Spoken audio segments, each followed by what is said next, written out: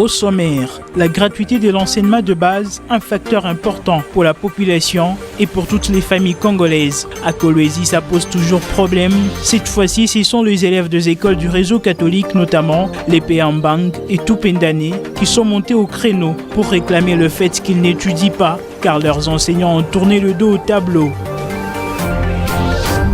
Le festival Mukuba, un festival qui était très attendu au Lualaba, un festival qui a réuni plusieurs artistes du Grand Katanga, bien débuté. C'est en queue de poisson que s'est terminé ce festival. La place de la Poste complètement détruite, l'image de cette dernière a perdu sa beauté. L'état des lieux de cette place, c'est dans ce journal.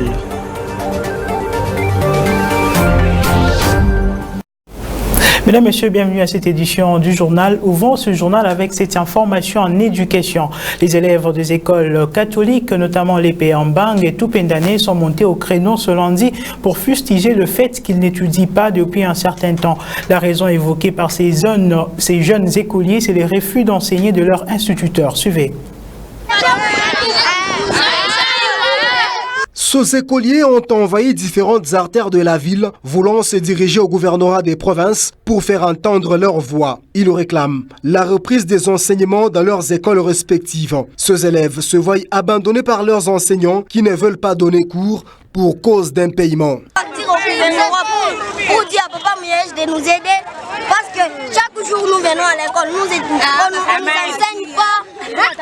Mais là on dit à Papa Miège, c'est qui va nous aider encore, si aussi c'est Papa Miège.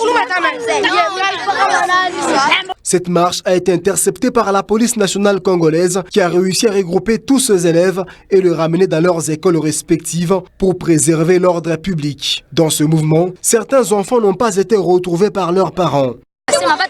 Qu'ils nous disent qu'ils ne veulent plus enseigner nos enfants, qu'on les garde à la maison, pas les libérer de cette façon. Ils sont tout petits et voilà, on ne sait plus les retrouver. Ils ne sont ni à la maison, ni à leur école. La faute est aux enseignants si on n'arrive pas à retrouver nos enfants. Ce soulèvement d'élèves n'est pas le premier à être organisé dans la ville de Kolwezi pour revendiquer la reprise des cours. Et pourtant, il y a peu, cette question de la gratuité de l'enseignement et la paie du personnel enseignant a semblé être réglée dans la province du Lualaba. Toujours sur ce même sujet, juste après ces soulèvements, Lambert Menda, activiste de droits de l'homme et membre de la société civile, n'a pas tardé de réagir tout en interpellant les enseignants. Il est au micro de Sarah Katebe.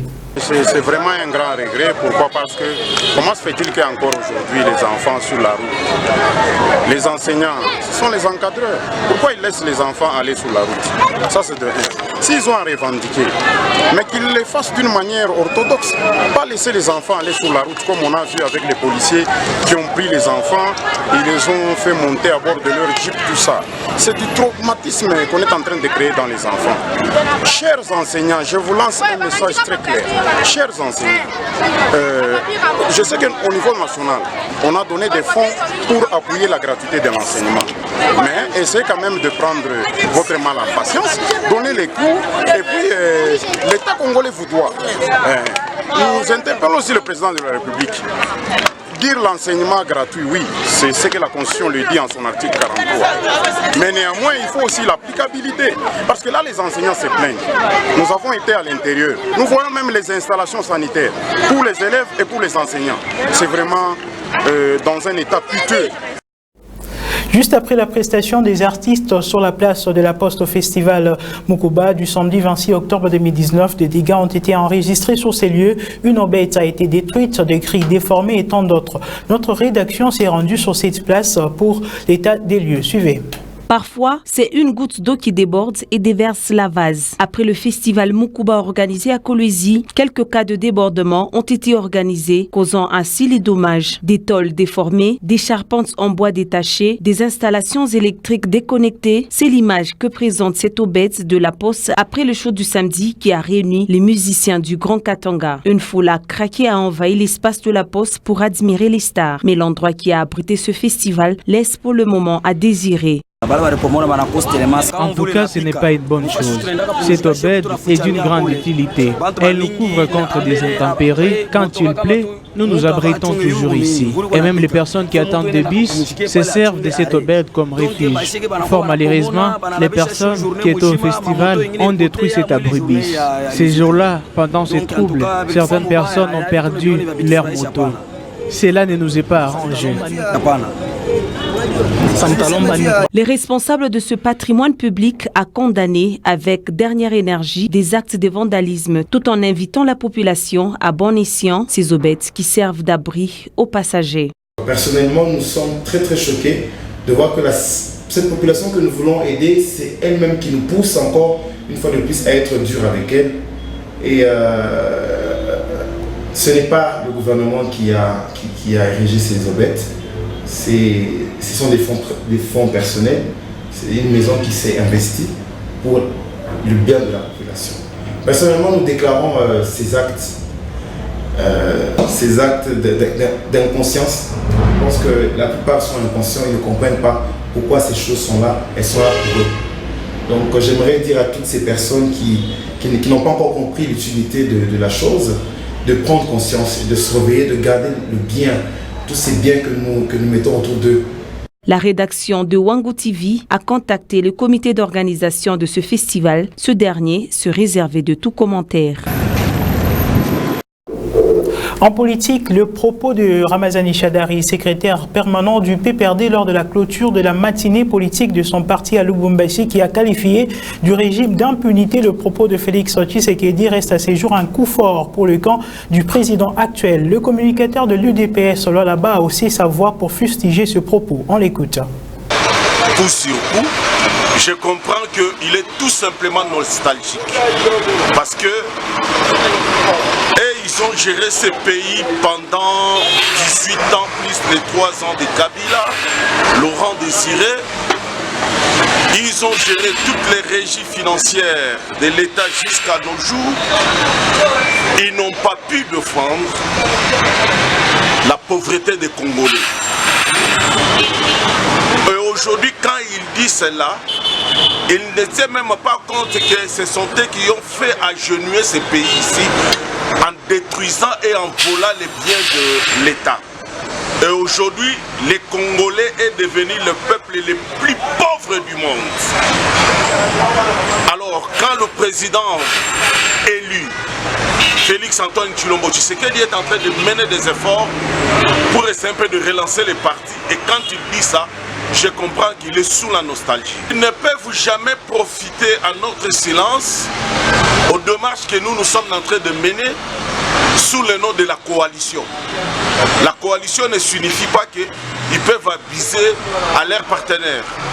Qu'ils sachent que l'UDPS n'a jamais eu sa langue dans sa poche. En fait, l'annonce du comeback de Joseph Kabila Kabange sur la scène politique continue de créer de remous dans le Lualaba. Doudou Lobo, membre du CACH et communicateur du parti présidentiel, s'est questionné ce lundi 28 octobre sur ses retours. On l'écoute.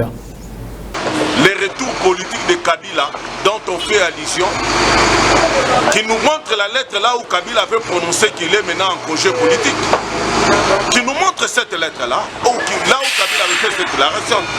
Parce que pendant la négociation pour faire sortir le gouvernement ainsi que le Premier ministre, voire même les bureaux de 2 chambres confondus, Kabila était au four et au moulin comme étant politicien. Et quand il le faisait, c'était sous quel congé politique que Kabila avait pris. Voilà les gens qui avaient une mauvaise intention de la République. Ils ont ruiné la République, ils ont ruiné les Congolais, ils ont vidé la caisse de l'État et aujourd'hui il vient ouvrir sa bouche pour parler. C'est la honte. Le judo, un sport de combat qui se pratique sur un tatami, renferme plusieurs valeurs, notamment le respect mutuel des athlètes. Dans la province du Lualaba, le judo perd petit à petit sa valeur. Le championnat est organisé rarement. Un regard est fait sur cette discipline sportive à l'occasion de la journée internationale du judo célébrée le 28 octobre de chaque année. Suivez. On n'est pas judoka, on les devient. Comme pour tout art martial, la journée mondiale du judo est une vitrine des valeurs de ces sports et de l'esprit. Le judo étant plus qu'un sport. Le judo est un outil éducatif qui peut aider les gens à vivre ensemble et à se respecter les uns et les autres. L'objectif est d'augmenter le nombre de joueurs de judo à travers le monde et d'aider à changer la vie des gens avec les pouvoirs du judo. Ce sport de combat est d'origine japonaise, fondé par Jigoro Kano en 1882. Il se compose pour l'essentiel des techniques de projection, des contrôles au sol, d'étranglement et de clés. Les lieux où l'on pratique le judo s'appellent les dojo, lieux d'étude de la voix. Les pratiquants, les judokas, apportent une tenue en coton renforcé appelée judoji. Dans le cadre de la journée mondiale du judo qui a lieu tous les ans le 28 octobre, date anniversaire de la naissance de Jigoro Kano, la thématique choisie pour cette année s'intitule « Planter un arbre ». Dans ce cadre, devant les châteaux où se tiennent les championnats du monde junior, a eu lieu la mise en terre d'un palmier par les judokas et orphelins marocains. Après les événements et actions choisis autour des valeurs du code moral, nous avons décidé de choisir une thématique plus générale mais faisant éventuellement écho aux valeurs portées par les judo, a laissé entendre le Français Nicolas Messer, directeur de la commission médias et information au sein de la Fédération internationale du judo. L'AS V-Club s'est imposé face à FC Renaissance du Congo 2-0 en match de la 14e journée du championnat national de football division 1, disputé dimanche 27 octobre au stade de Martyrs de Kinshasa. Merveille qui casse à la 10e minute et Fiston Mayele à la 89e minute. Sans le Boro de Renaissance. Suivez. Soucieux d'en finir avec ses problèmes offensifs, V-Club ouvrait les scores par sa petite Merveille Kikassa dès la 9e minute. Une entrée cauchemardesque pour les Fibo qui s'est retrouvé obligé de courir derrière les scores. Solide et sérieux, V-Club tiendra tous les matchs et finira même par tuer tous les suspens grâce à Fiston Mayele, l'ancien sociétaire de l'AS Simba de Kolwezi à la 88e minute de jeu. L'AS V-Club s'offre les 3 points du jour et dépasse son adversaire du jour au classement. Trop de déchets techniques du côté des Bana Fibo. Touche et puis être très mobile sur le terrain. On n'a pas été mobile et puis on a perdu trop de balles, donc il y a eu trop de déchets techniques. C'est pour cela qu'on a perdu aujourd'hui. Élever la tête, hein. On doit travailler davantage parce que ça sera toujours des matchs difficiles. Il faut travailler davantage, oublier ce qui est arrivé aujourd'hui. Ce qui est arrivé aujourd'hui, on oublie et puis on travaille pour gagner. On produit aussi les supporters de Renaissance. Ils nous ont fait honneur de venir au stade nous regarder et donc c'est la moindre des choses de pouvoir les encourager et les remercier de venir, même si ce sont des adversaires. Mention spéciale au trio arbitral qui s'est particulièrement distingué au coup de sifflet et les fans de 2 clubs qui ont manifesté un sens de fair play exemplaire. Au même moment, au stade Joseph Kabila de Kindu, Maniema Union a chuté face à TP Mazembe 0-1 en match de la 4e journée. L'unique but des Corbeaux était l'œuvre de Patou Kabangu à la 60e minute de jeu, tandis qu'au stade de la Kenya Lubumbashi, CS Don Bosco a partagé les points avec les Simba 0-0 en match de la 7e journée. À l'issue de ces rencontres, le classement partiel est toujours dominé par TP Mazembe qui a 22 points en 8 sorties, suivi de DSMP 17 points pour 8 sorties et Lubumbashi Sport 17 points dans 11 matchs joués.